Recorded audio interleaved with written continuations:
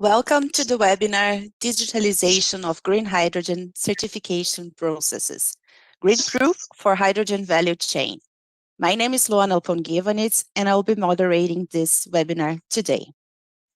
The webinar is provided by the International Hydrogen Ramp-Up Program, H2UP, of the German Federal Ministry for Economic Affairs and Climate Action, BMUWK, that promotes projects and market development for green hydrogen in selected developing and emerging countries as part of the National Hydrogen Strategy. H2UP is a project implemented by Deutsche Gesellschaft für internationale Zusammenarbeit, GIZ, and have the AHK, the German Chambers of Abroad, as cooperation partners. Before we start, I would like to give you some prior information regarding the recording of this webinar. The questions can be raised anytime by the chat function. Please also select the function for the simultaneous translation on the globe on the lower part of the window that you see on Zoom.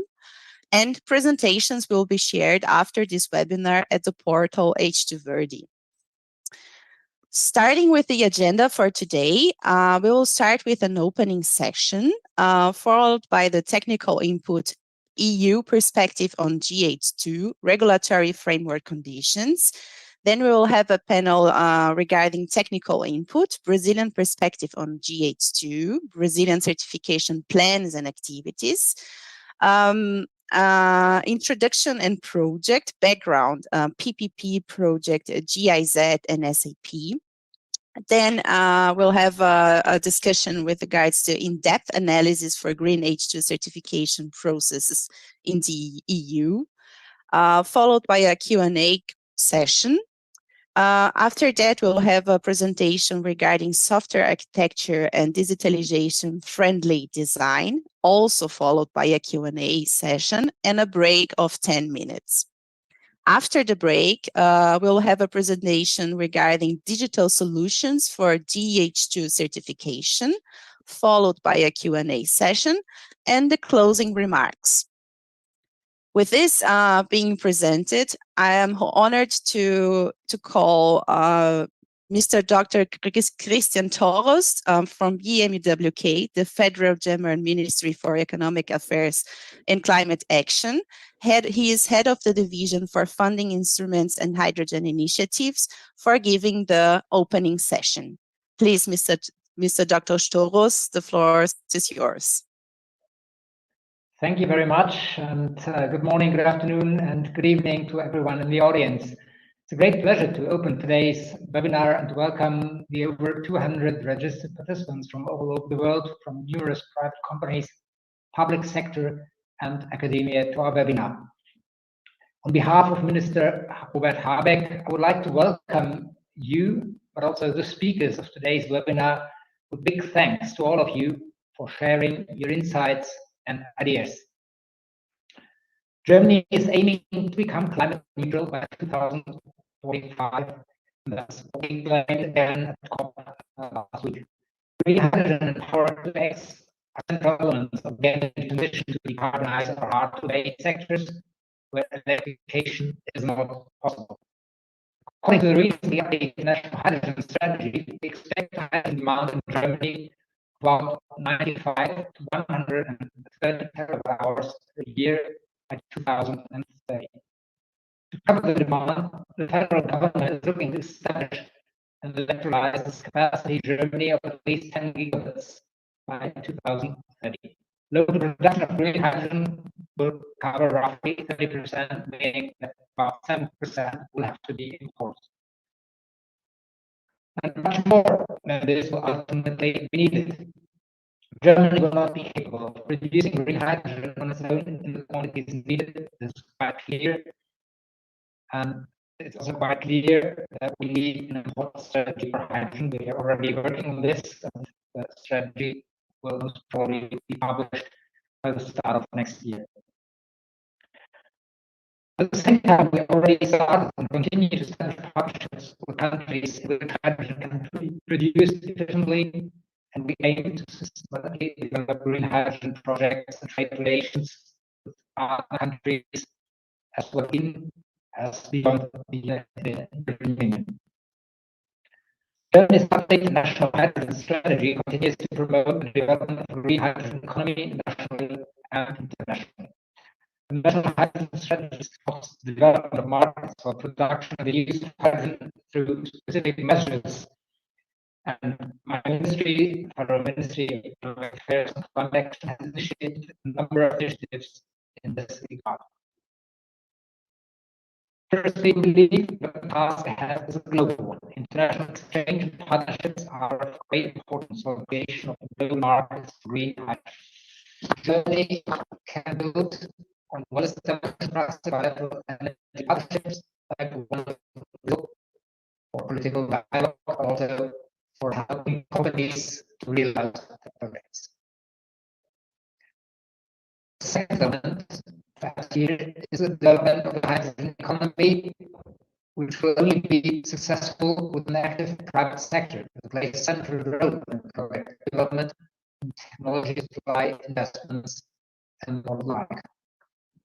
The International Hydrogen Ramp-Up Program, H2R, the organizer of today's event, complements the political dialogue through its bottom-up approach in the work with the private sector. H2R works with companies on the identification and preparation of projects at the early stage of project development. And I must personally say I'm really proud of the work you do. I've seen that in Brazil. It was really impressive to see how well organized you are, how well connected you are, and I can only invite all companies that have not taken advantage of this to use this capacity of GIZ, which we proudly fund and which we try to fund again in the next phase of the project. Thirdly, the market ramp-up plans on innovation and investments. This requires financial support as well. Germany provides targeted support programs and funding instruments to support investments at scale up, such as H2 Global or the International Funding Guideline, and there's a lot more to come.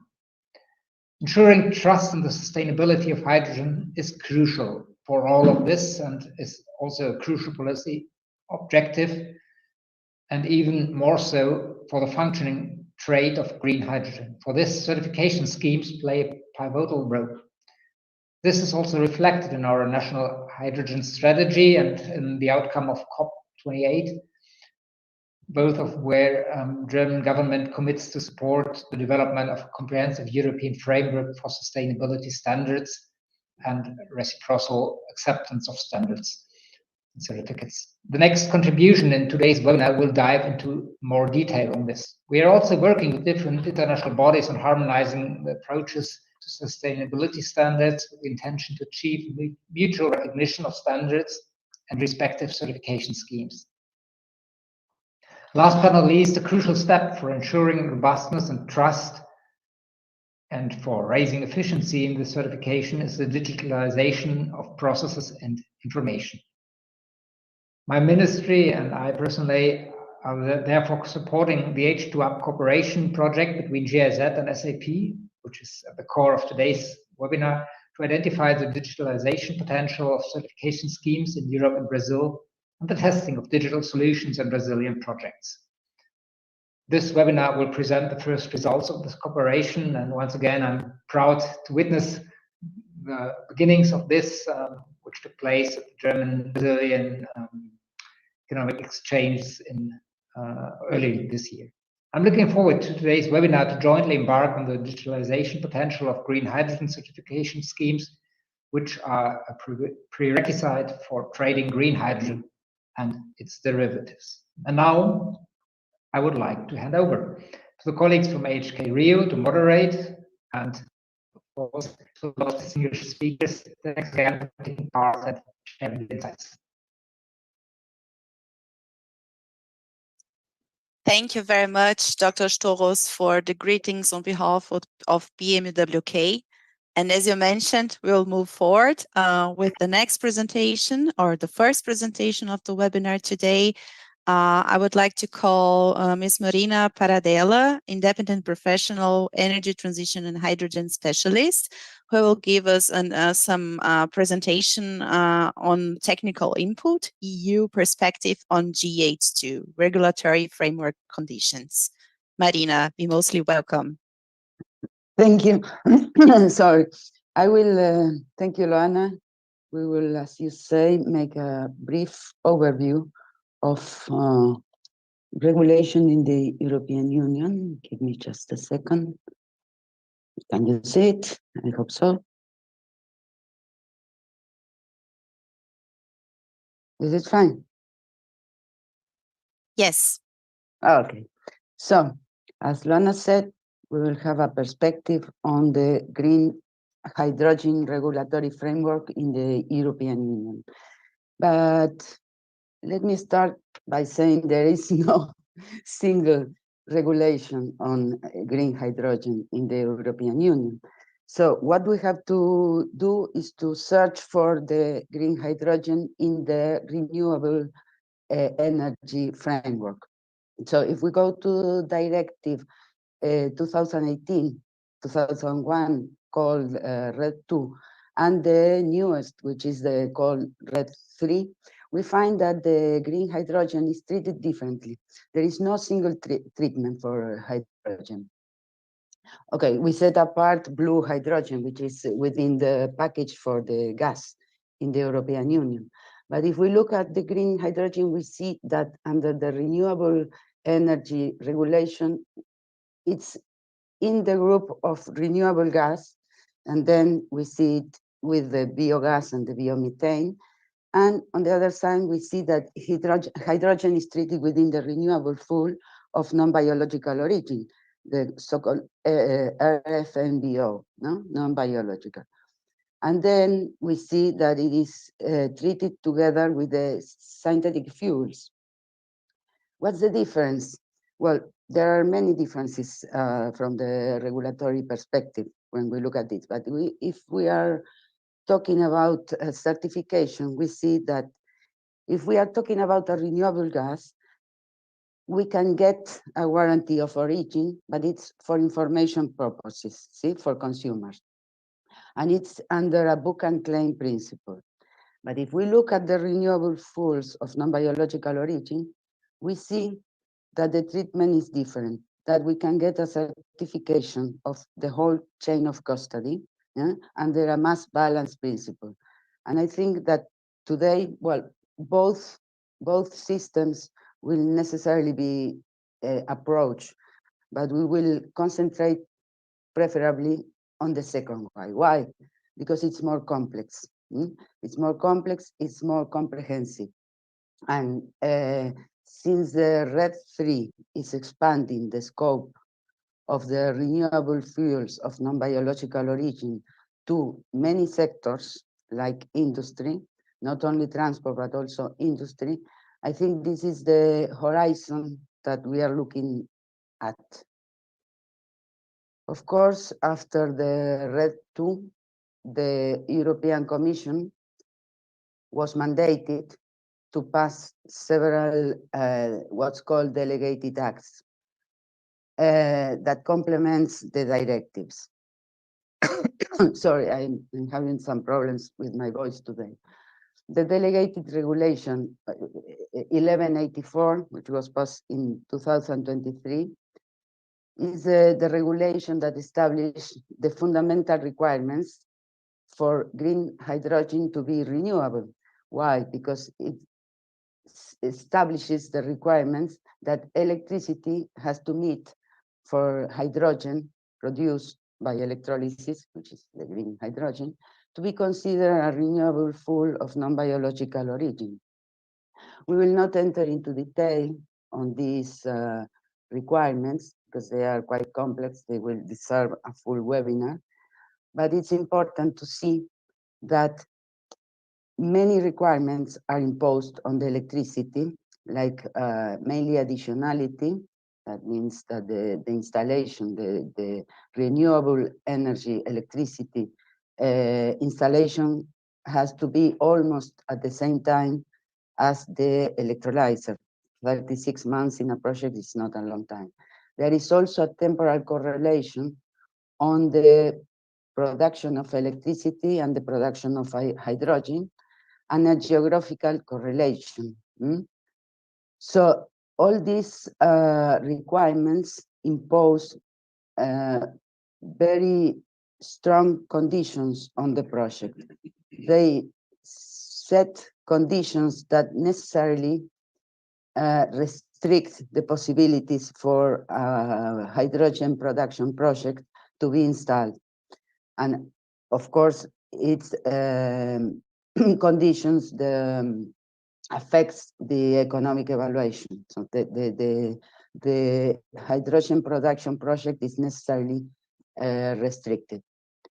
And then we have also the second delegated act, which is the delegated regulation 1185, also in 2023, that set the greenhouse gas reduction threshold for both the synthetic fuels and the hydrogen.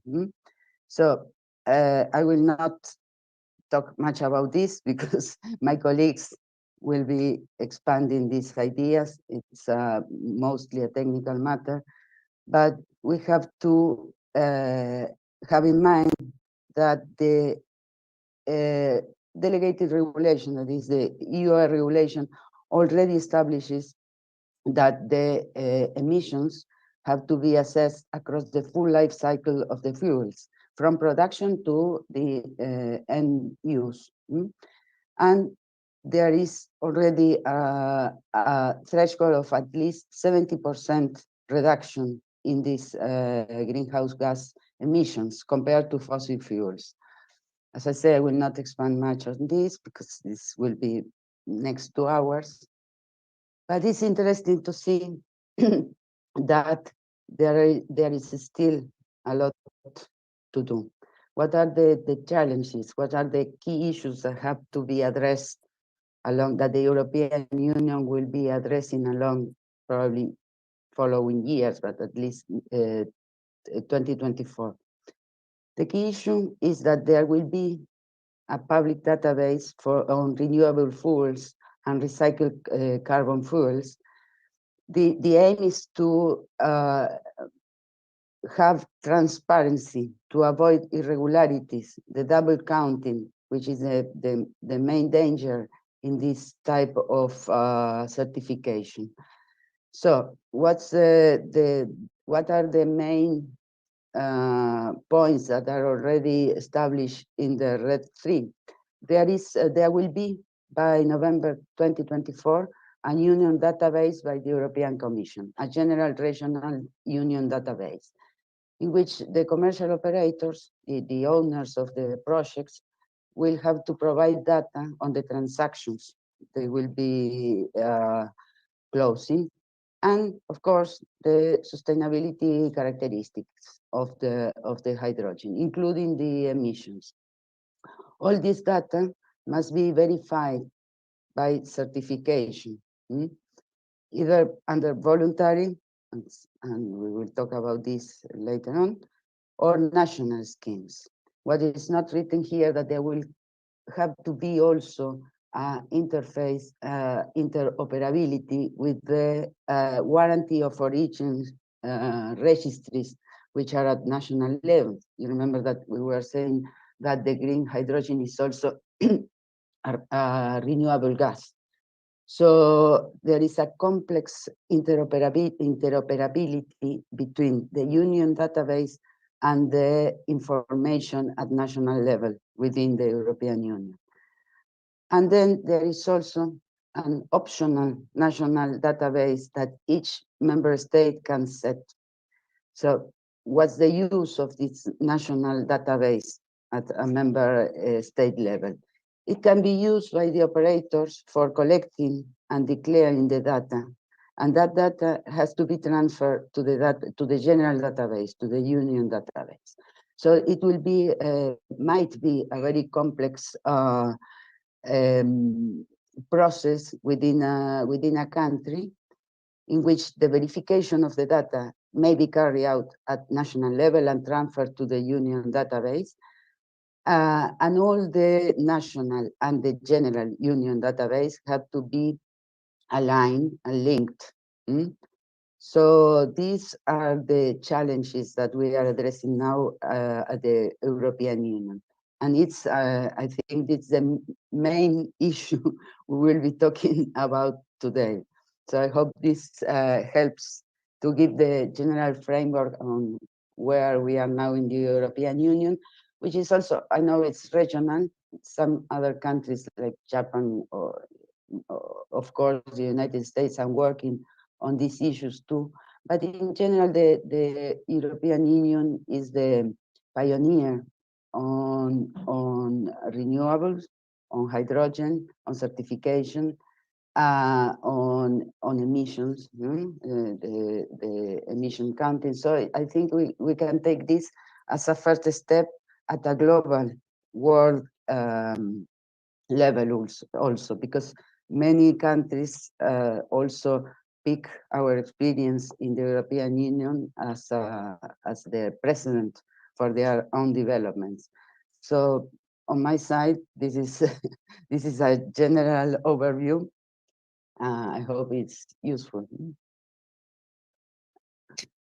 Thank you, Marina. It's definitely useful and very welcome these to have this overview on the EU perspective. And since we got this perspective from the EU, we would also like to have some insights from the Brazilian side. So I would like to call Ms. Vanessa Grunwald from CCEE, the energy market operator in Brazil. Vanessa is specialist in market analysis and information at CCEE and will give us this overview on the Brazilian perspective on GH2, Brazilian certification plans and activities. Hello, Vanessa. Be mostly welcome to this webinar today. Hello, Luana. Hello, everybody. Good morning. So I'll be sharing a very brief presentation about what we are doing at CCE regarding the certification of hydrogen in Brazil. So first of all, for those that don't know CCE, so who is CCE? We are the market operator for the electric energy sector in Brazil. We work along the regulator, which is ANEL, and the planner, which is EPE, and the Ministry of Energy. As well as ONS, which is the grid operator. So we operate the market from forming the spot price, and we also have all the trading data and trading contracts. So last year in December, we launched the first version of our hydrogen certification. It was not called green hydrogen certification, as we are using for now a more broader term for the hydrogen certification. And we did this based on RED 2, the RED 2 version from September 2022 and its delegated acts.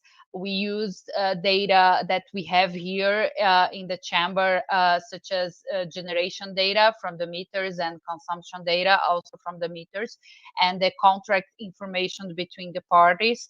So we could do this first certification, first version of the certification. We do not consider this a complete version. It doesn't address everything that's in RED 2, but we wanted to launch a first version because the market was requesting it. We had some pilot plants of hydrogen going on in Brazil that wanted to be certified. So we did this as a sort of MVP or pilot type of certification.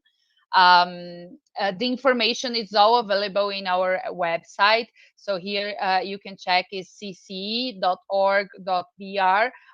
We only have it in Portuguese right now. So when you go to market, you can check energy certification.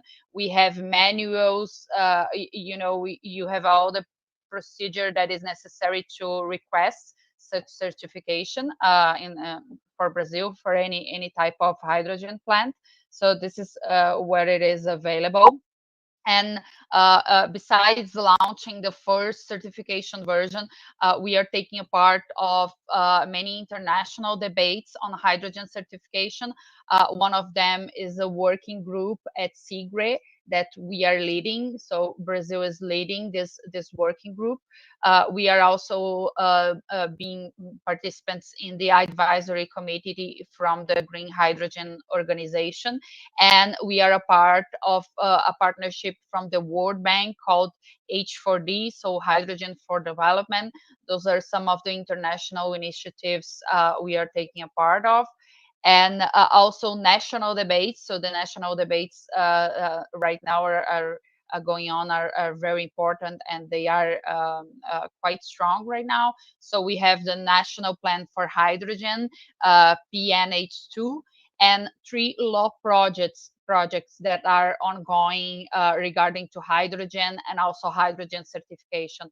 So one of them is in the Chamber of Deputies, one in the Senate, and one from the Ministry of Energy that's already went through a first approval.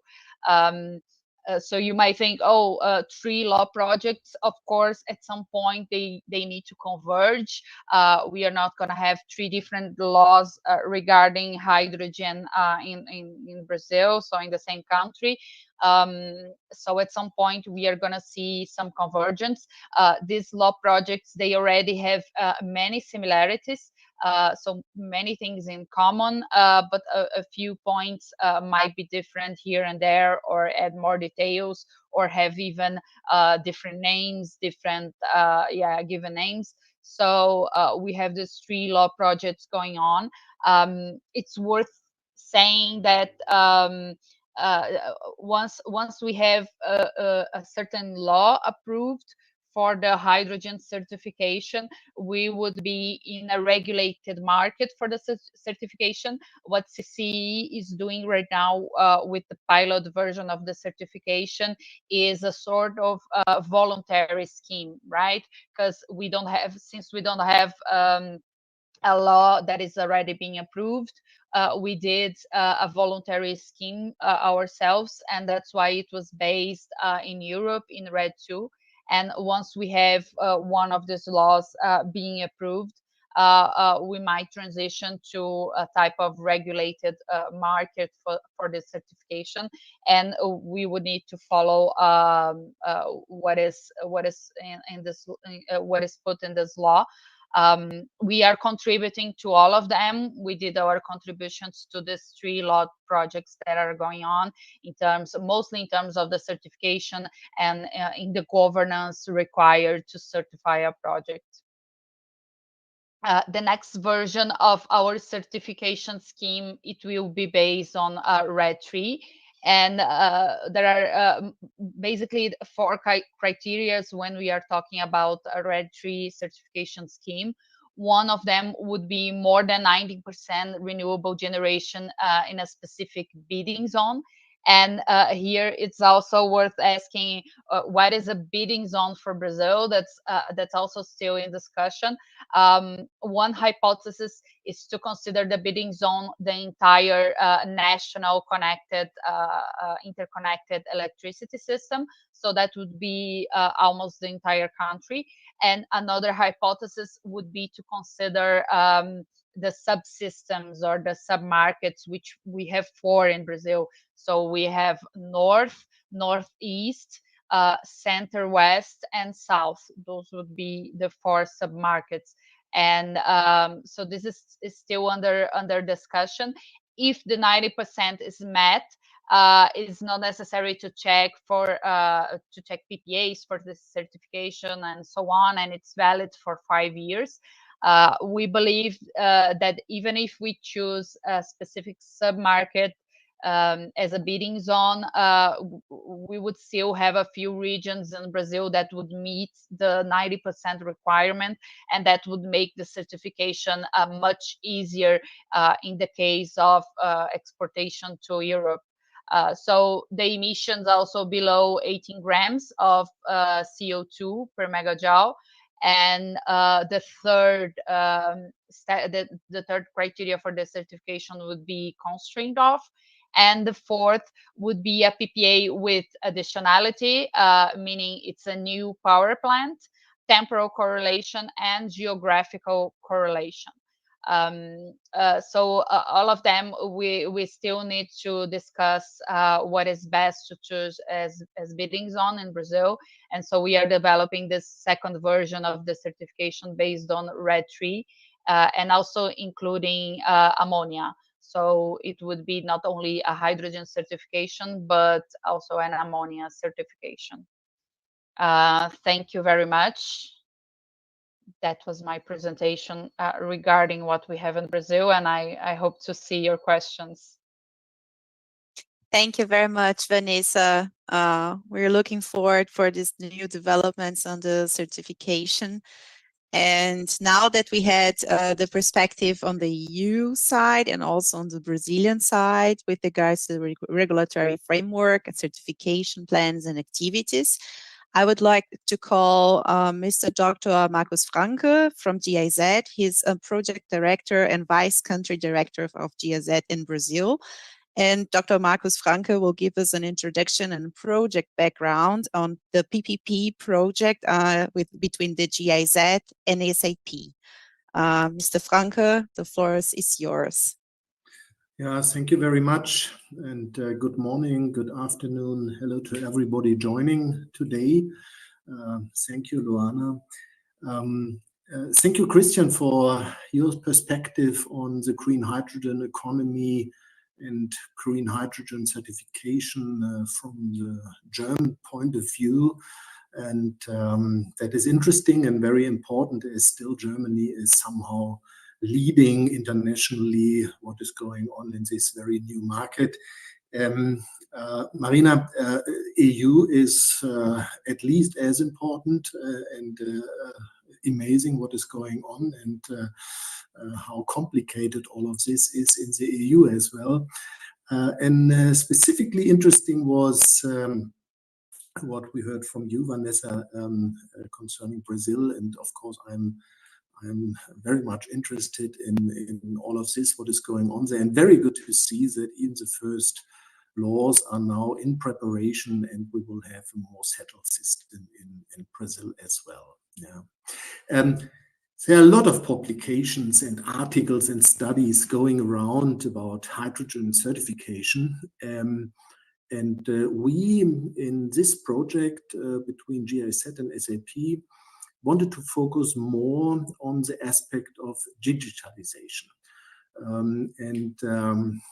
Therefore, this PPP is as part of the H2UP International Hydrogen Ramp-Up Program, which is part of this program is part of and financed by the German Federal Ministry of Economic Affairs and Climate Action, is the idea to promote projects and market development for green hydrogen in specific countries. And Brazil, of course, is one of these countries which is in the focus of this H2UP program, because Brazil has an extremely favorable market condition. Yeah? Electricity matrix is already 90% green, or in some region even more than 90%.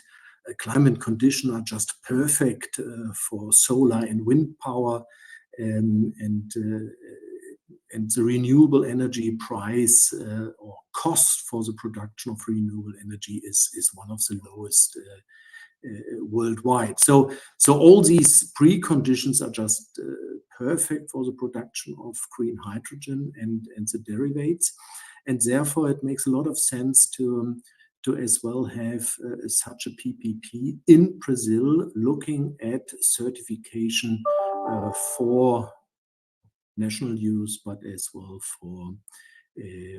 for export.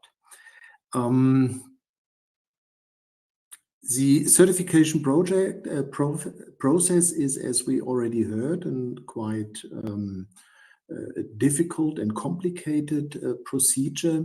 The companies involved in this could have quite a lot of problems in overlooking all these processes. And it is not easy to know all the details of such a process, and as well to follow up this project. And therefore, our joint project, GIZ and SAP, is mainly focusing on how to digitalize the current process, which make it easier to not have a double counting, have a better traceability of the whole process, and on the other hand, design a digital solution that really helps and support companies to be able to provide all these required information, because you have to provide a lot of data sets when you go into these certification process. To achieve this goal, GIZ focused on the analysis of the requirements and criteria of the different certification schemes which are existing. And for this, we asked the company Fichtner to support us on this. And SAP focused on the analysis of the digitalization potential of the criteria or requirements, and of the analysis of a general software architecture for this. After really having quite a number of interviews, technical exchanges, and workshops, and after conducting the described in-depth analysis by Fichtner, SAP, and GIZ, we are now really happy to present the results of all of this work today in this webinar. And these results will be public available, and you can get all these presentations from today on our website. So please make sure you have this information later on for working more on this topic. Thank you all, and I'm handing back to you, Luana. Thank you very much, Marcos, for the introduction on the project background. And with this, I would like to suggest that we deep dive now into the details of the project. And for this, I would like to call Ms. Vanessa Tietze from Fichtner. She is Senior Consultant for Energy Economics and Hydrogen, as well Ms. Marina Zompa, also from Fichtner, Consultant for Energy Economics and Hydrogen. They will give a presentation in the in-depth analysis of green H2 certification processes in the EU. Hello, Vanessa and Marina. May I please ask for permission to start my video by the host? Because it was stopped previously.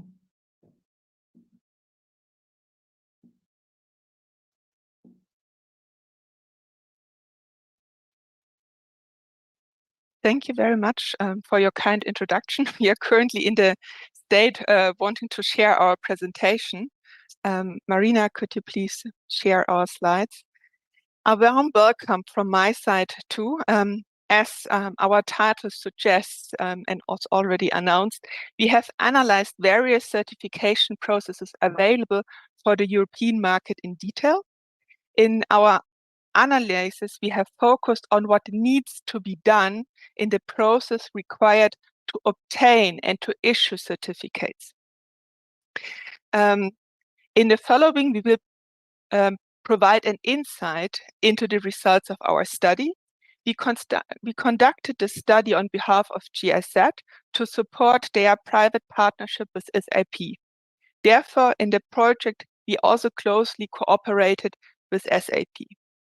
Next slide, please. From the previous speeches, it has already become clear that certification is an essential part of the regulatory requirements to trade green Power-to-X products, and it is therefore crucial for the success of a sustainable hydrogen economy.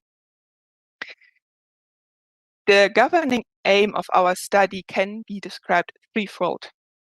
First, we want to inform a wide range of stakeholders. Here, we have put focus on project developers who have the intention to obtain green certificates for their green Power-to-X products. However, we also want to provide a comprehensive understanding of the similarities and differences of the current certification schemes in the EU. This knowledge can serve as a targeted support for the development of regulatory requirements to create green Power-to-X products with partner countries such as Brazil. The overall project interest is on the future digitalization of the certification processes. As we have already learned, digitalization can help to improve transparency, traceability, and cost efficiency. To serve the information needs in this regard, we clarified open questions on data, requirements, and stakeholders involved in the certification issuing process. For each certification scheme, we analyzed in detail with an overview, a step-by-step guide to the certification process, and a case study with practical relevance either for hydrogen, ammonia, and methanol. The findings in this study are derived from our own interpretation of publicly available documents, and we have also received valuable insights from interviews and workshops with certification actors. We are currently in the state where we still get some feedback on our report, and after finalization, it will be available as a free download on the GIZ website, hopefully in January 2024. Next slide, please. In this slide, an introduction to the green hydrogen certification schemes in the European Union is presented in a graphical scheme. It is simplified, however, the aim here is to provide an overview of the different elements and their function and relationships. Understanding their role helps to navigate the complicated certification process, and this enables to make informed decisions. Here, the regulatory framework can be seen. It is a legal mechanism to set rules. The scheme establishes principles on the basis of the underlying regulatory framework. It describes objects to be certified, identifies specific requirements, and provide a methodology for performing assessment. The scheme recognizes certification bodies. The certification bodies perform an assessment to demonstrate that requirements specified in the certification scheme have been fulfilled. It is the task of the accreditation body to ensure that the certification body has competence, impartiality, and consistent operation to perform these assessment activities. There's also the role of the scheme owner. They develop and maintain a specific certification scheme. It is possible that a single entity can be both a scheme owner and a certification body. The auditors independently examine and verify the integrity of the process.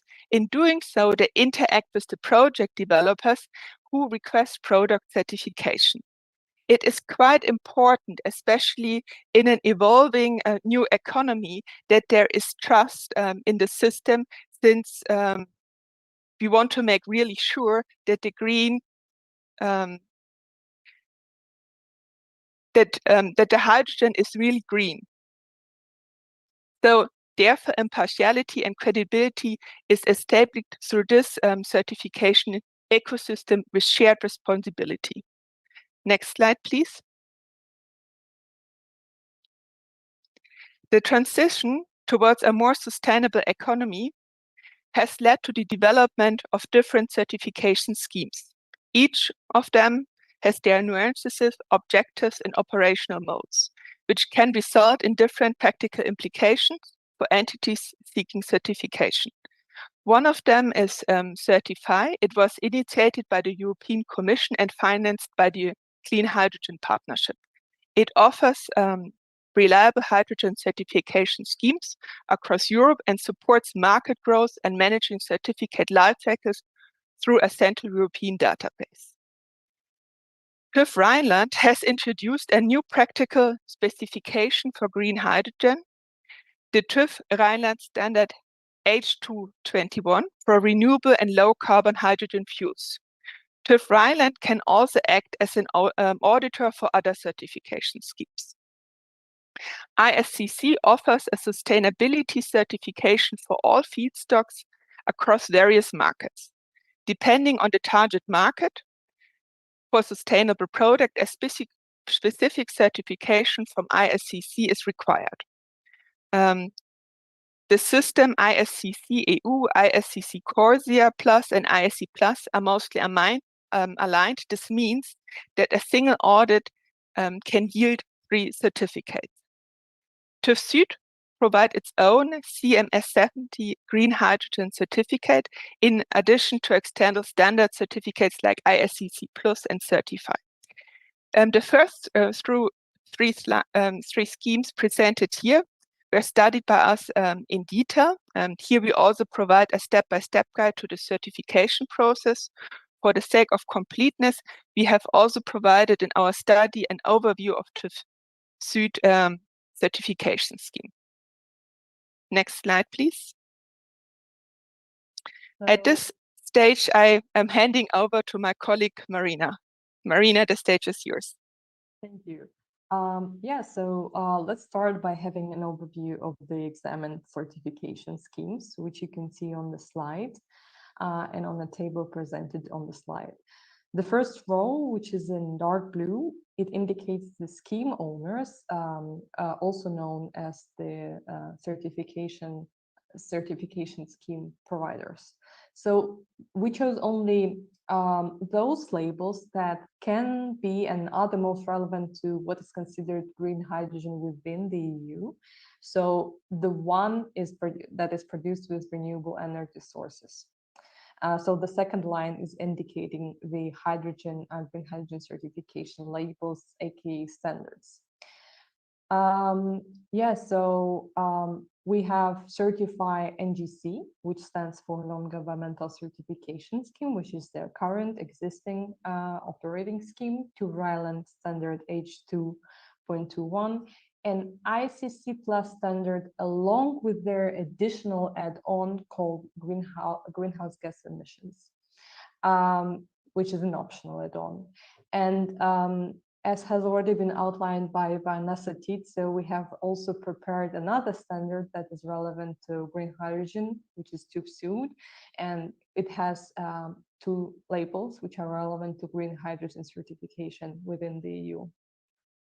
It has to be stressed out, however, that there are currently no voluntary schemes for certification of green hydrogen within the EU. However, Certify, ICC, and also RedCert are currently working on the certification schemes, which can hopefully and eventually be recognized as the voluntary schemes within the EU. That means that these schemes can show the compliance with the EU targets. Looking at this table, we can immediately see that there is a significant distinction of the comparator value and the reduction rate for greenhouse gas emissions for Certify comparing to the other schemes. We can see that TÜV Rhineland, ICC, and TÜV Süd are generally using the 94 grams of CO2 equivalent per megajoule as the comparator value for the fossil fuel production. This 94 grams, as previously mentioned by Marina Paradella, are outlined within the EU Renewable Energy Directive. And however, it has to be mentioned that for ICC, the story is a bit different because there is more flexibility in this regard, because Renewable Energy Directive can be used as an official source and reference for the certification greenhouse gas emissions value for the as a reference value. So, and another thing that I would like to stress out is that what you're currently seeing on the third third line in light blue are actually the reduction percentage figures. So, so for certify, no more than 40% of fossil fuel comparator value has to be achieved in order to obtain the certification. So 60% reduction. On the next slide, we can see a continuation of the same table as presented in the previous slide. And here we can see that the study certification schemes have different types of chain of custody. So options for chain of custody, derivatives that can be certified under the schemes, as well as the applications of this end use product. The most important conclusion that we can draw from this table is that there is currently in Europe there are currently only 2 schemes that can certify derivatives of green hydrogen, which are to Ryland and ICC Plus, and I think this is quite an important conclusion for project developers. Now let's move on to certify more in detail. Based on the documents that are published and publicly available by Certify, we prepared what is our interpretation of what could possibly be the main steps in the green hydrogen certification process under this scheme. On the bottom of the slide, you can see that the documents and the data that, in our understanding, are necessary for each stage. Under the so let's beginning of this whole certification process. It's we encounter a word called account holder. Account holder is a project developer, so a person who wants to obtain the certification. So from now on, I will be referring to account holder as the person who wants to obtain certification within the certify process. Yes, so this is quite distinct from other studies. The first thing is that entity, so the account holder wants to get certification, they register the production device, and this is distinct from other certification processes because Certify NGC scheme requires the registration of production device along with its operation details, output measures, and any past registration details before the production batch registration, so before the actual hydrogen registration. And then once production batch is registered, the company requires certificate issuing, so requests certificate issuing. After certificate procedures come, and this is something that is outside of the control of the entity that wants to be certified, so account holder, and unless there is a need for revision, then the certificate is issued. The process is more or less universal, is that the process involves information verification, production batch audit, and then Certify has to review the audit report prepared.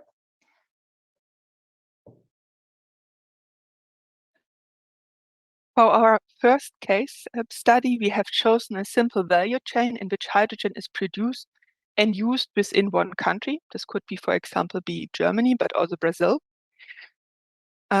Here, the company A operates the hydrogen plant. Since it is, in this case, we have envisioned not such a big plant, more with an electrolyzer capacity of up to 10 megawatt. So raw water can be provided by the city, and the electricity comes via a direct line from a wind park. After the hydrogen is produced, it is stored and then used by a filling station to fill tube trailers. They then transport the hydrogen via road to a fueling station where it is compressed and put into a storage, and via an overfill procedure gets into the tanks of the intercity buses and coaches. Next slide. The case study that has just been described by Vanessa is showcasing a project that has those production and utilization within the same country borders. Let's imagine that this is Brazil for the sake of this project, We wanted to use a case study that has a whole value chain within one border. And if we assume that this is Brazil, as outlined previously by Vanessa Grunwald, currently the current version of the hydrogen certification in Brazil by CCEE is not yet complete and is not yet 100% compliant with the Renewable Energy Directive. So therefore, Certify can serve as a model for the certification of green hydrogen at the national level in Brazil, for instance. Given the scope of the system boundaries of Certify non-governmental certification, which is well to gate, you can see in the bright colors the part of the value chain which can get certified in this case for this particular case study. So in this case, we have a company.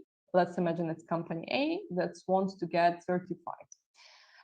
What Certify calls an account holder, it's an important note, is that account holder can be both the owner of the production device as well as the operator of production device. But in the second case, the operator needs authorization of the owner of production device. The storyline of the certification obtaining is the following. So company A, which is situated in Brazil, submits its registration form and identity proof to issuing body. Issuing body is the body that issues the certificate, which is certified in this case. And so after issuing body assesses the application's validity and completeness, company A then gains access to what they call a registry. Then company A details its electrolyzer separational parameters, ensuring the compliance with the emission factors and other requirements outlined by the Certify.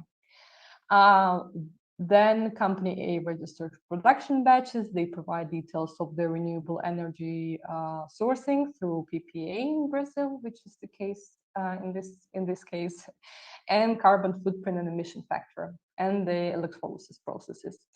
They then submit the details of the hydrogen batches under step 4, where they focus on the hydrogen produced and stored in their facility.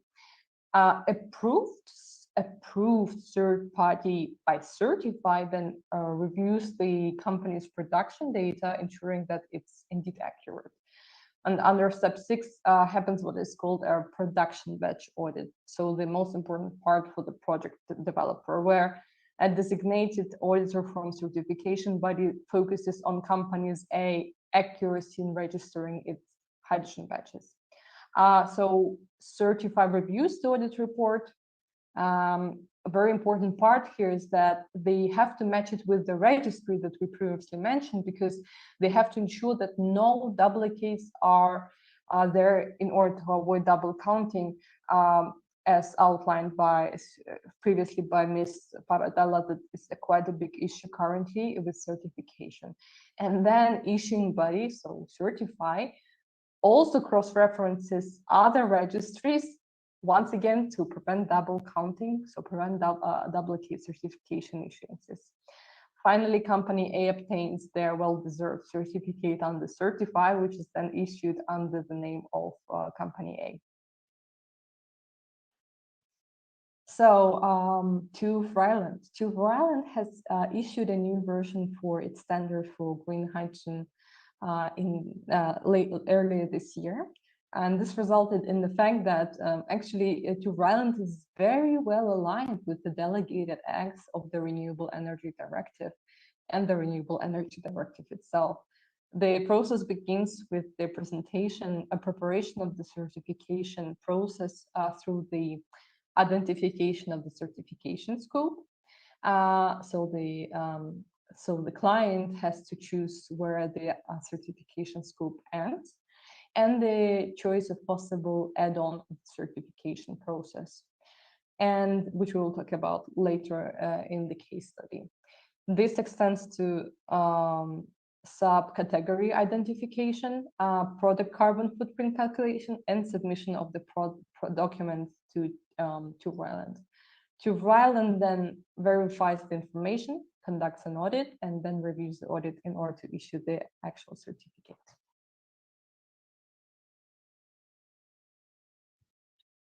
Our second case study is on methanol. Here we envisioned a slightly bigger electrolyzer capacity based, above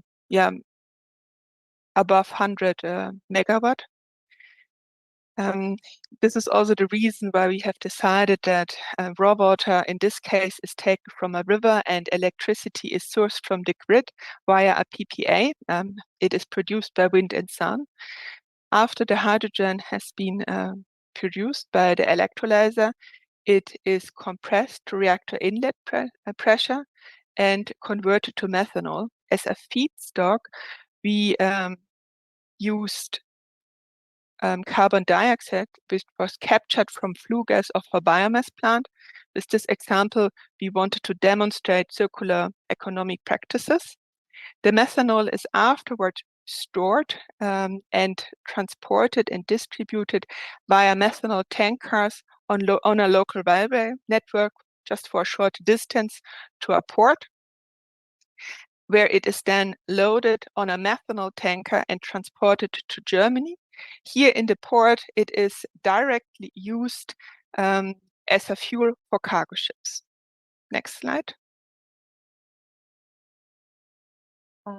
Impressive part of the value chain can be covered by through Ryland certification, which you can observe through the value chain visualization on the right-hand side. And this suggests that practically an entire value chain can be certified, except for the water source. Now let's go through the certification process for company B, so for case study number 2. The company so the company, they have to choose the point, what they call X, throughout the value chain, which will indicate the end of their certification scope. So for company B, which is producing methanol for cargo ships, the system boundary is probably going to be well to wheel. And then we have to choose the subcategory. Sorry, they have to choose the subcategory under the standard. Let's assume that they will opt for RF&BO subcategory. And under this assumption, under the assumption that the commission date of the project might probably be after the 1st of June of 2028, then company B also has to show evidence for additionality. Also, if there are renewable electricity in production, if the renewable electricity in production occur within this specified timeframes and location, they should also be able to comply with this subcategory, RF&BO subcategory. Then company B must calculate their product carbon footprint for their hydrogen production. They need to include the emissions related to the deionization and electrolysis.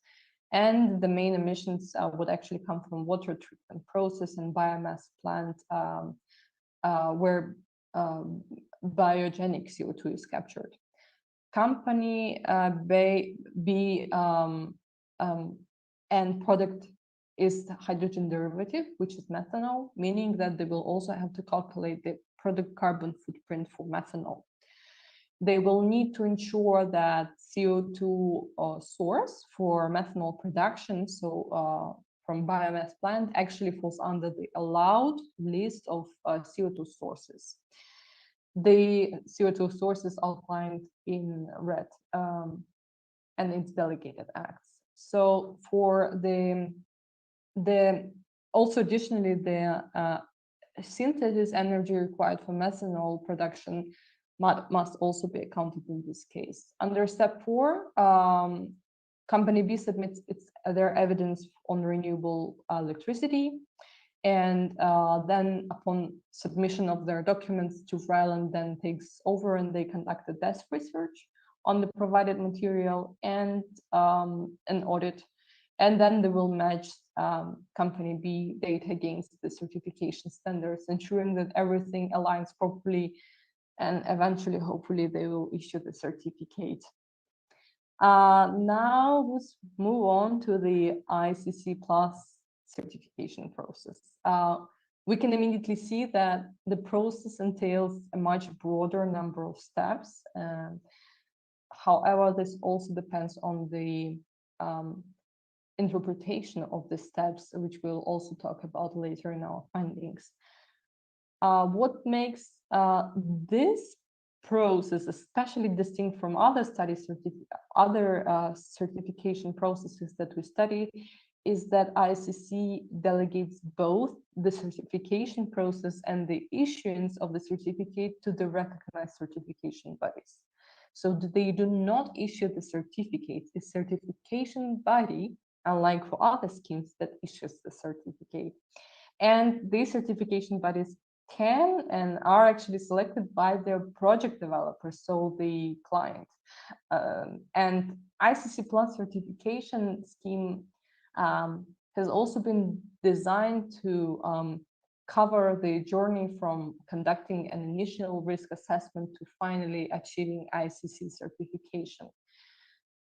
Let's look at the process. The process navigates through many stages, including selection of certification body, as we discussed, registration, calculating greenhouse gas emissions, issuance of the sustainability declaration, preparation of the audit, undergoing audit by certification body, and culminating it in the issuance of the ICC certificate by the certification body.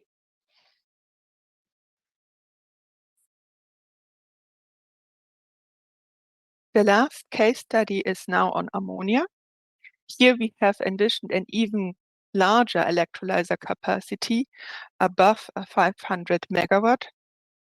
And what is also special is that we envisioned the ammonia plant to be in close vicinity or actually at a harbor. This makes it possible to use as raw water source seawater. And as in the case of methanol, electricity is also sourced via the grid and comes from solar PV and wind park. So in order to synthesize ammonia, we need nitrogen, which is in this case taken from the air. The ammonia, after it has been produced, is stored and then via a pipeline brought to the port, where it is loaded onto ammonia tankers and shipped to Germany. Here at the port, it is again cracked to hydrogen, which is then via a pipeline brought to a refinery where it is used as feedstock. Next slide. As usually on the right-hand side, you can see the value chain that is covered by the certification scheme. And the certification process is as follows. Company C selects the certification body recognized by ICC and signs contract with the certification body. Interestingly, by doing they also enter into the contractual agreement with ICC as well. And then company C registers with ICC and receives the guide on the audit requirements and pays the relevant fees. Company C then conducts an internal risk assessment following what has been outlined by the ICC as their standards for internal risk assessment, which is also provided once the user is registered. Then company C decides whether to add voluntary greenhouse gas emissions verification under ICC Plus. So this is an add-on. You can or you don't need to add it, but given that we're describing here the context of green hydrogen and its derivatives, it is wise that the company C in this case actually obtains this kind of add-on with their certification. They then choose a their chain of custody method. Chain of custody method is likely going to be either mass balance or physical segregation, because there is also a third option for ICC, which is controlled blending, but is less common. If company C does an individual greenhouse gas calculation, they must state their greenhouse gas values on the sustainability declaration that they also have to prepare, and which is also a major step. As a result, they prepare sustainability declaration for an outgoing material, and after that, company C familiarizes themselves with the ICC requirements, and they conduct an internal audit using the templates earlier provided. Company C compiles all verified data and documents, and the most important part is that they have to ensure that the materiality threshold of 5% is not exceeded, and implement any corrective measures suggested by ICC or certification body within 40 days. In fact, materiality threshold aids in the practical execution of real-world projects. So the actual the fact that ICC Plus provides this threshold is going to be useful and in the actual real-world projects, while ensuring the credibility of the certification process still. And within 60 days after the audit happened, company C receives the ICC certificate, and certification body forwards the audit to both company C and ICC. It's confusing, right? ICC conducts an internal review of the audit documents received from the certification body, and finally, upon approval of the audit documents, ICC uploads all valid certificates to their website, so they become publicly available. Now, let's slowly move to the findings of our study. From the slide, we can see that even though there is a lack of harmonization between the certification steps and processes, some steps are indeed consistent and similar throughout across the schemes, and these are product auditing, audit report, and certificate issuance. So even though before the project developer makes a choice of the certification scheme, the choice can become very complex, and because the steps might seem very not interlinked and confusing. However, the process covered outside of the scope of the control of the scheme of the project developer is something that is more or less universal. And once again, these are the product auditing, audit report review, and certificate issuance, and or verification of the provided information, of course. Oh, sorry.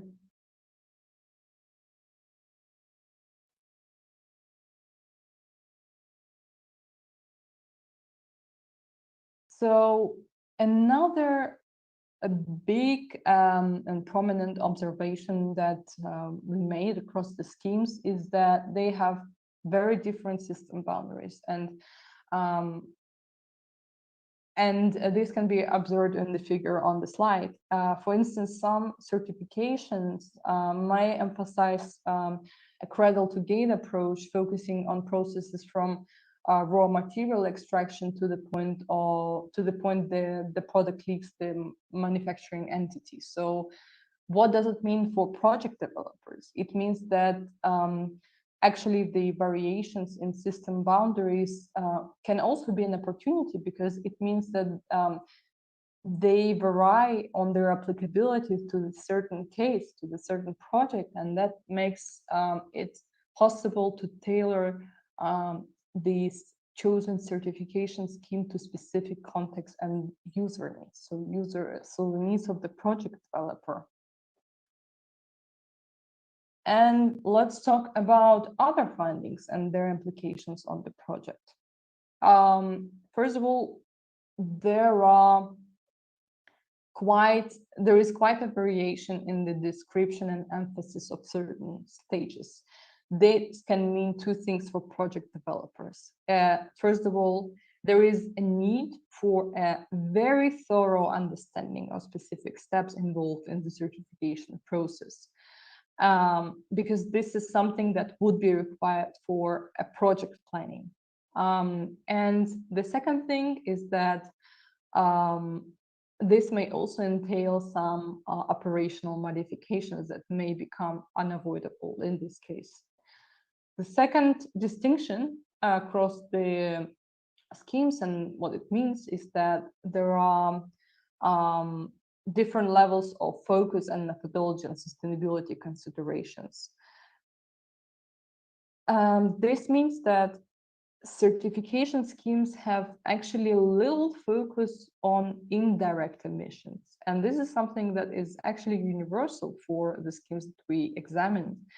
And that means that if a project developer understands that project entails a lot of indirect emissions, and they really truly want to show the sustainability considerations in their certification, they may want to do additional add-ons within the certificates or do additional kind of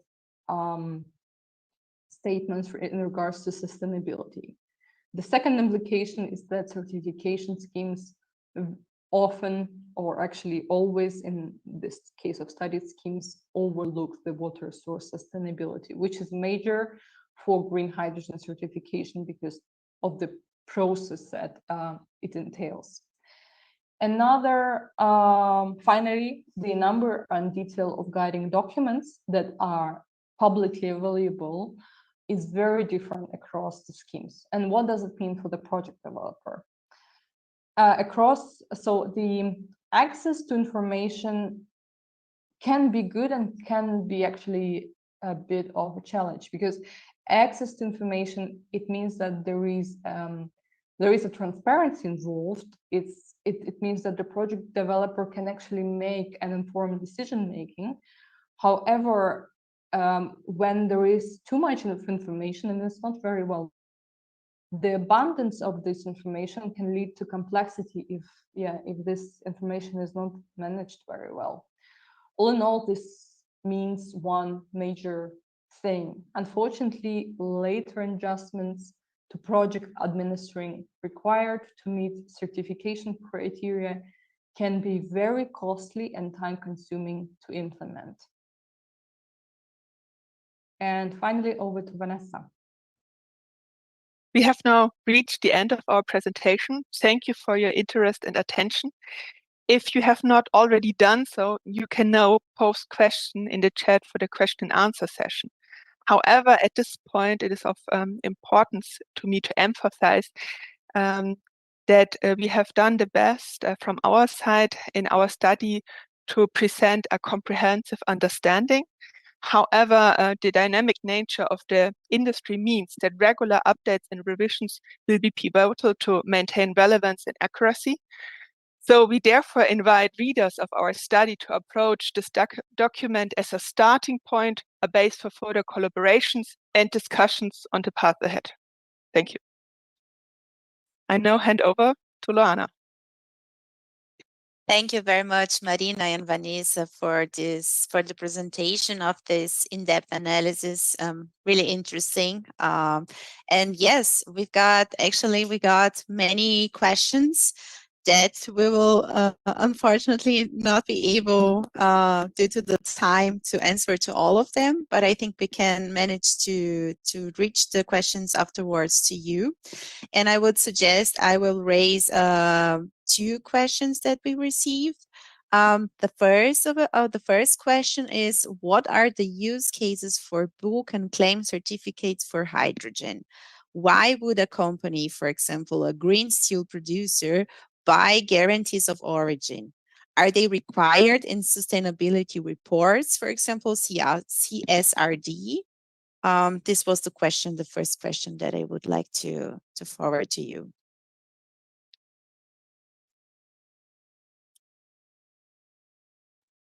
Marina, shall I? Do you want? Yes, please go ahead. There are some mandatory goals in RED 3 that have to be fulfilled.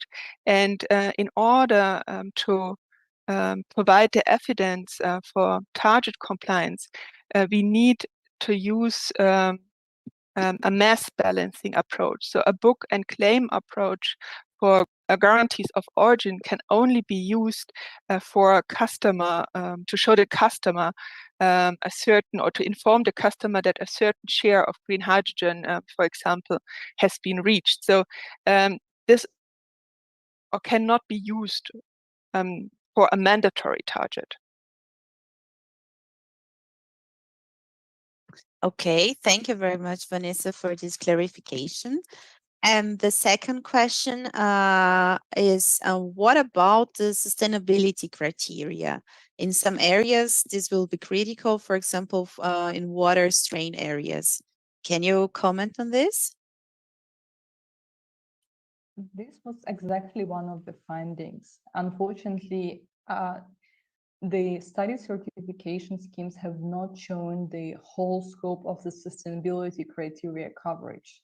So even though we can see the effort, on the regulatory framework level and on from the certification scheme owners, that there is an effort to cover as much as possible, there have to also find a balance between over-regulating what is currently being certified, as well as still sticking to the targets of the EU.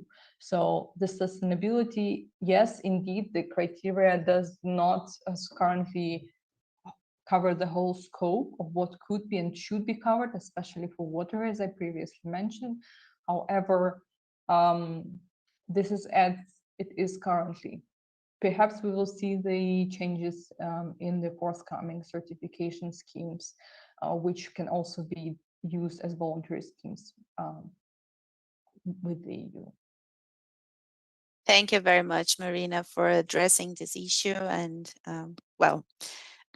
moving forward, I would like now to call Mr. Leon Bachmann. He is already with us, and he's a sustainable solution specialist from SAP. And he will refer on the software architecture, the digitalization friendly design. Hello, Mr. Bachmann. And we already see your presentation. I think everything is fine. And you can hear me, right? Yes, also. Okay, great. Then welcome and thanks a lot for all the speakers that we had before. And thanks especially also to Fichtner for really going into the detail. I know it can be complicated to follow, but in order to really understand the certificates, I think it's really important to go into this level of detail. And it's also especially important to design the right software architecture and the right solutions to actually help. So this was a very good collaboration we started beginning of this year, and I will now take a few minutes also to walk you through the SAP perspective where we are active in this project, and then also the first results we derived out of this report and we proposed for software architecture.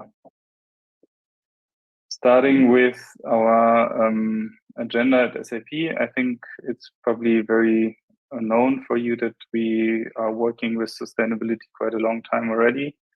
Starting with our own operations, of course, that we had to bring to net zero, that we had to take a look at our social sustainability and then also circular economy.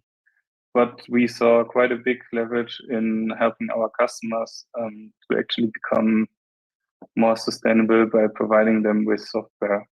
So we embarked on this journey quite early. We developed many solutions, and these are the 4 areas we currently focus on. They involve, of course, various regulations and standards. They involve various regions and also different types of industries. I will not go into that level of detail, but one area that is, of course, important to our customers and therefore important to us is the area of climate action, where we support also customers that want to produce green hydrogen or actually want to decarbonize their processes by using green hydrogen or PTX products. We focus on what mostly is referred as the certification process, although to set this clear, we will not be the one certifying. We will not be the one doing audits, right? That's something very crucial to be done, and we heard it before. This will, of course, stay with the auditing companies, with the scheme owners and the regulators. To support the certification process, we focused on providing a very good supply chain transparency here in this chain of custody model. And then, of course, also creating and calculating the right footprints, reporting, and providing business networks where companies can work together, where they can share footprints, where they can build up projects together. And tackling this project together is especially what's very important to us, not only with our customers, but also with governmental institutions, with other software vendors. And that's why we are happy that we teamed up actually just in this March with GIZ on this project funded by BMWK. And thanks for Mr. Storas to give this, to set the stage to GIZ to manage us to this project. I think it's quite well received, and even though we are just working 8-9 months on it, I think we have some good results to share.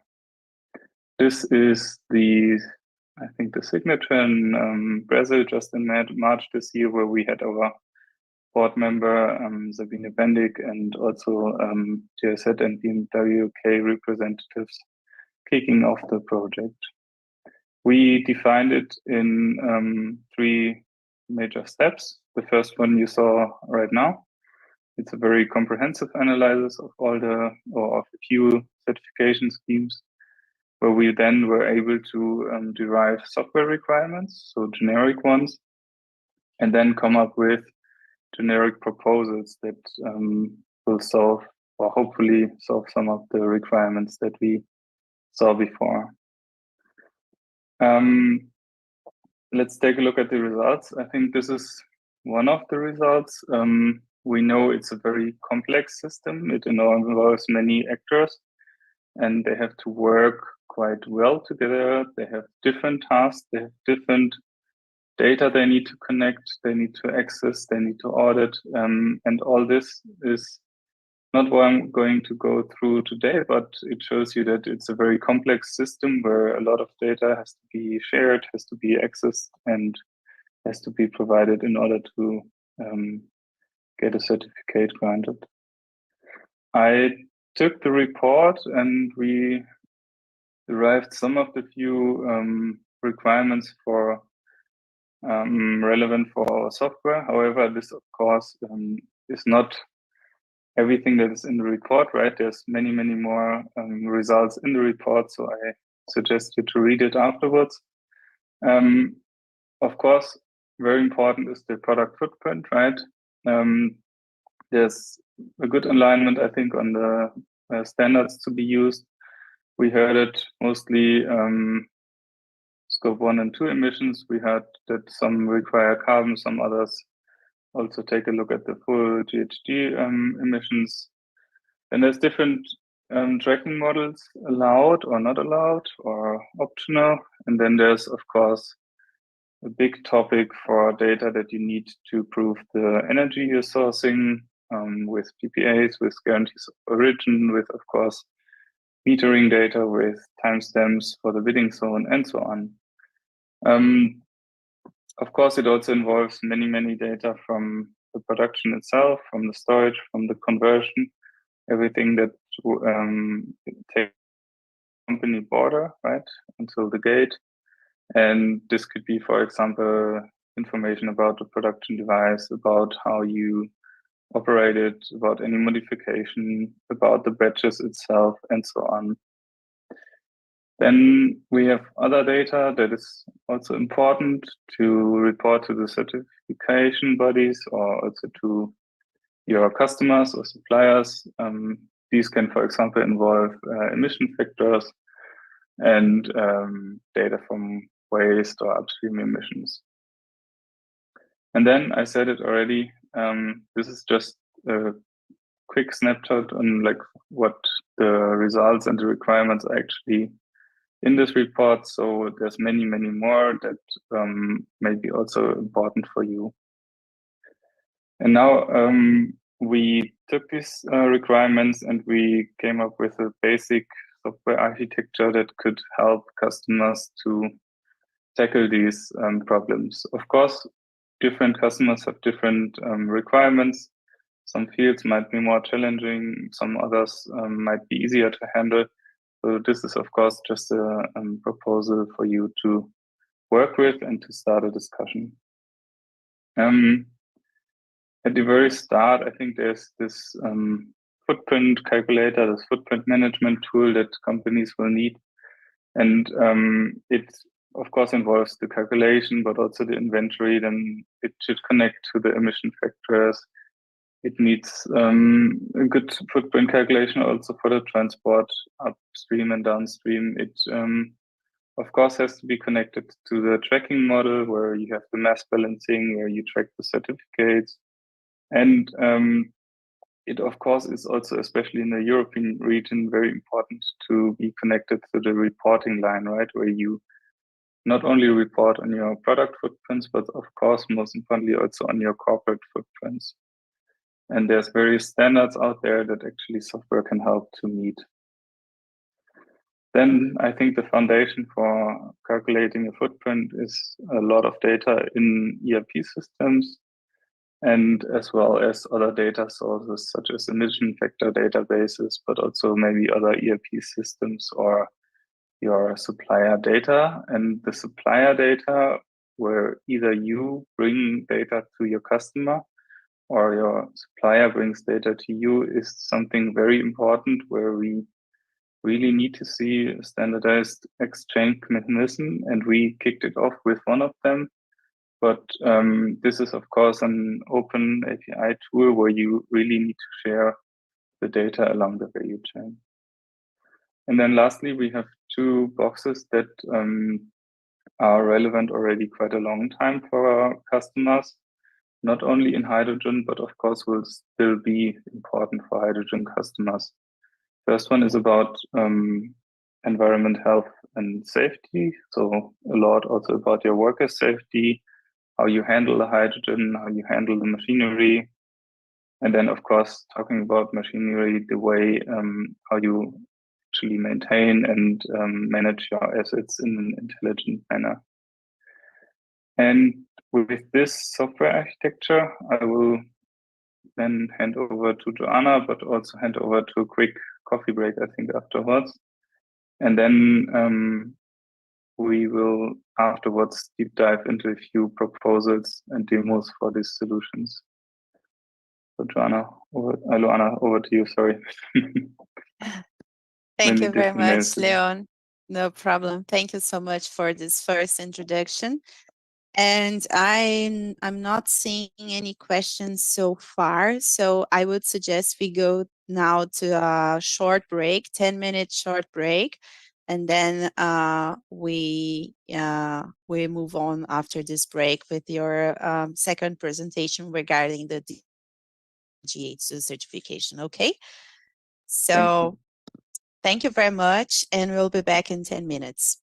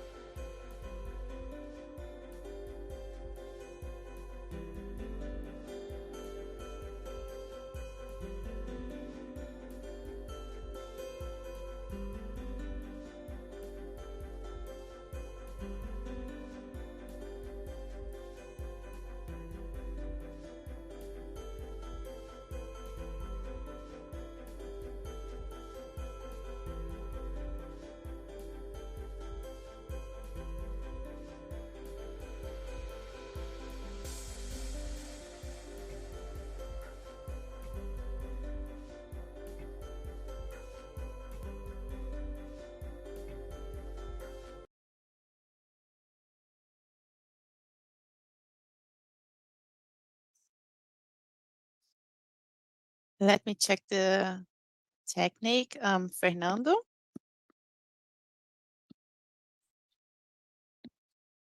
Okay, Fernando gave us, okay, so that we can return. Fernando, please let me know when we are live so that I can announce Leon.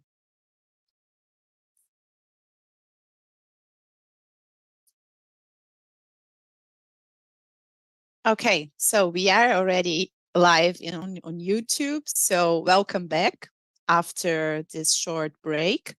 Now I would like to move on also with Mr. Leon Bachmann from SAP with a presentation on the digital solutions for GH2 certification. Leon, welcome back, and we are already seeing your screen. Thank you, and thank you for the quick intro again. Now we're gonna more time to actually take a look at how these building blocks that I presented before could look like. Of course, it's important to mention that with this project, we are looking at generic suggestions for software, right? We at SAP, of course, have building blocks and products for these architectures, but there are also other software vendors out there, right? Other software solutions that may tackle, also these type of requirements.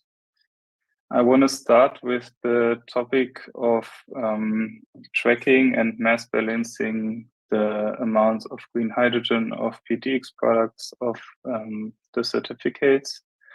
And here we have a internal startup actually that came up with this idea of a blockchain-based solution where the amounts of green hydrogen, of ammonia, or also the amounts of renewable electricity are being tokenized on a blockchain-based solution and then tracked along the value chain. And this, of course, involves internal steps for production, but also is a platform meant to be used with various partners and actors along the value chain that then will have access to these certificates, to the data, to the transparency that the suppliers want to give them. The solution right now, it's called SAP Green Token, and here is a quick view on the typical chain of custody that you're gonna receive from such a tool. But we will also take a look at the system itself in this second. So we have this example of Susan here. She's like a supply chain manager and managing hydrogen, also ammonia production. And she mainly has a separation here between certified and non-certified green hydrogen and ammonia.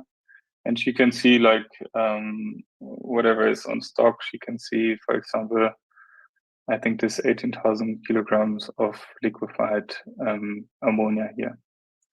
And then there are various options to actually track whatever you can see here. If we, for example, take the liquefied ammonia, then we'll be able to see such a chain of custody as we saw it before. And we can do so for all the other products in our system as well.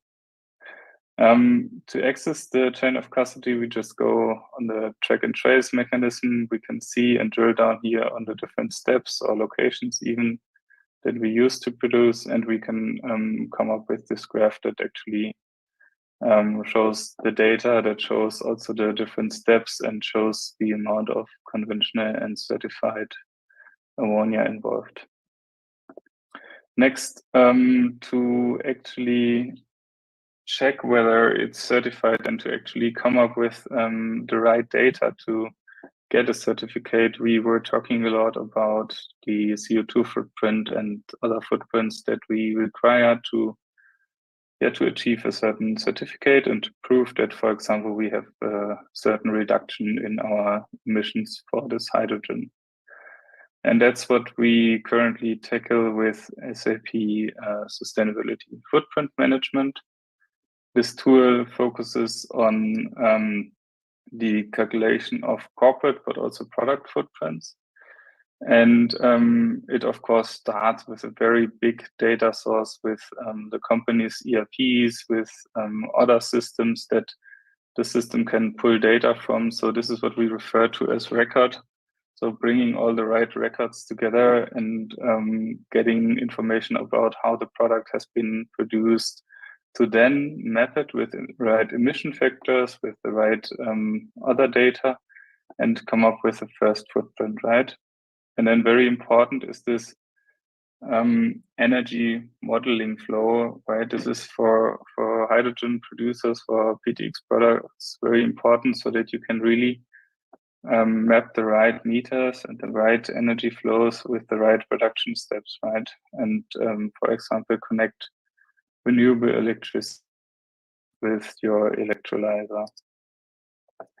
And then once the user has calculated the footprint using this product, the companies can actually start to report on the footprints. And one very important part to do so is like a graphical view where you can really see where is my footprint, like where do I get a big amount of emissions from, what is the main input and output characteristics, and to actually do optimizations in this case for chocolate, but of course also for hydrogen in this tool. And then what's popping up here is an app that's also very important, and before it is about the inbound and outbound transport that you might have for your green hydrogen. So it lets you calculate on different nodes of transportation, the footprints, and in this way also involve like inbound and outbound transport emissions. And then there's, of course, emission factors that you could use to calculate your footprint. That's very important. But of course, also some companies and some certificates might require now or in future that you get actual data from your suppliers, or your customers will actually require you to share the CO2 or other footprint data with the customer.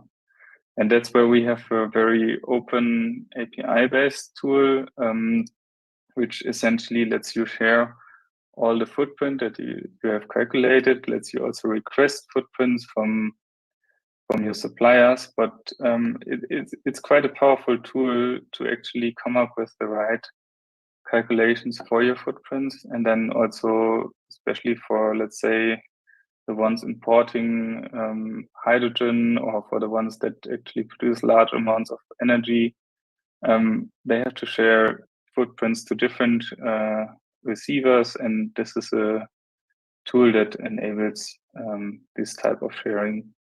And of course, it's not only about like sharing across external companies, it's also about sharing with internal systems, right? Communicating these footprints that you received with the footprint calculator, communicating it with other business networks, with, for example, networks that we have in Europe, the Catena X automotive one. So this is quite a powerful tool for these type of footprint communications. And then lastly, I mentioned it before, the whole topic of reporting and steering, where we saw an initial step for the footprint calculator, where companies also have to report on their corporate emissions and do this in a manner that is in accordance to, for example, European regulations. And then this one actually is even important for the ones that are producing in let's say Brazil, because with certain regulations that the European emission gives, then also the ESG data and the reporting will become relevant for companies that export from Brazil to, for example, Germany or other countries, let's say hydrogen or other PTX products. And then getting the right data for this corporate report and putting it together and reporting on it and comparing it with the targets is what this tool helps you to do. here in this example, it's greenhouse gas emissions, and it's also the GHG data, but there's going to be many targets that you will have to report on. And that's why such a sustainability reporting tool will most likely be very helpful to track your own company operations, but also report in the right manner. And with that, I will give back to Luana. And I think we saved some time, so we have more time for questions and whatever. Thank you very much. Remarks come Thank up. you very much, Leon. No problem. We do have a first question, and please, all the attendees can remembering that you can raise your questions directly on the chat function on the YouTube channel. So the first question is with regards to, did you have access to investigate the proposed ISO 19,870 for hydrogen carbon footprint for inclusion? I don't know if I mean, got the this question. is Very specific. Yeah, that's okay. I mean, standards and regulations are very specific always, and I think Vanessa said it already. There's many coming up. So this is, of course, also part of our product management, that we have to check the ones coming up and include them into our product portfolio. For this one that we have here for the ISO one, and ISO, I think, has many. So this one also will be included into our carbon footprint calculation, but I will have to double check into what extent we already have it included, because for such standards usually there's many requirements, and we will have to be careful to communicate which of these we already meet and which of those we still have to develop some further features and functions.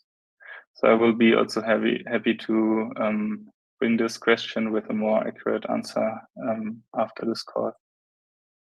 Okay, thank you very much, Leon.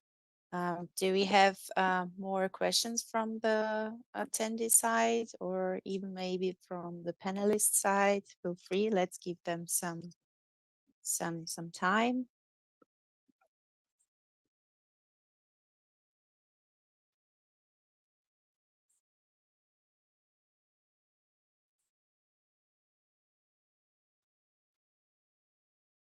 Okay, I'm not seeing any questions here. Oh, no more questions yet. Yes, the colleague just confirmed. But well, still very interesting presentation. It's a great project, great initiative on these digital solutions, and very relevant also for the certification process. So thank you very much for your presentation. Thank you for hosting. My pleasure.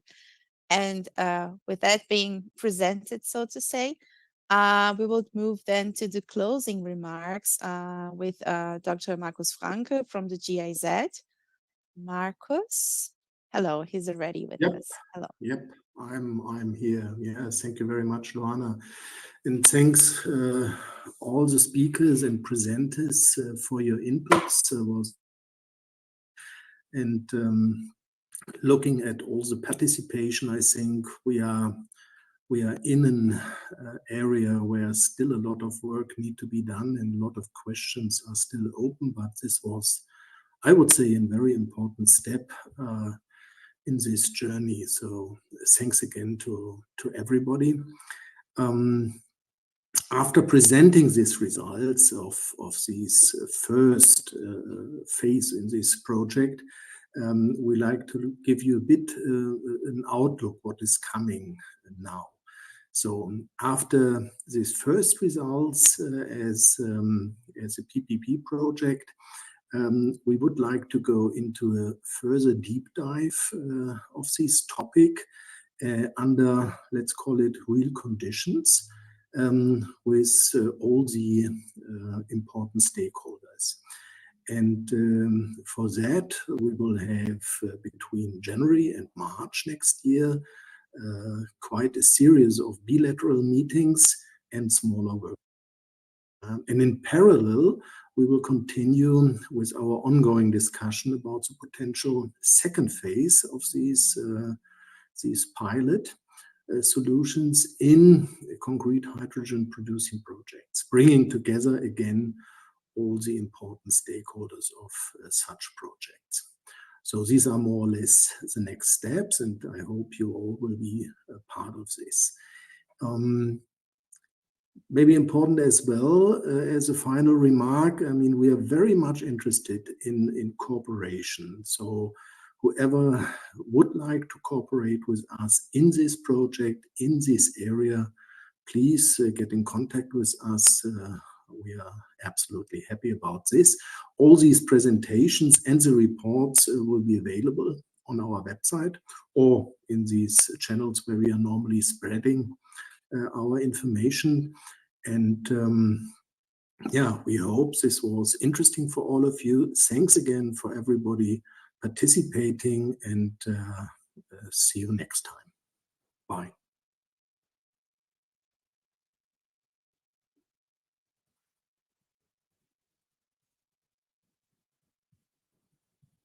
Thank you very much on our side for all the attendees that we had on YouTube, for all the panelists, and for the opportunity for presenting this results in the framework of the H2 Global H2 Up project. So thank you very much and have a nice evening.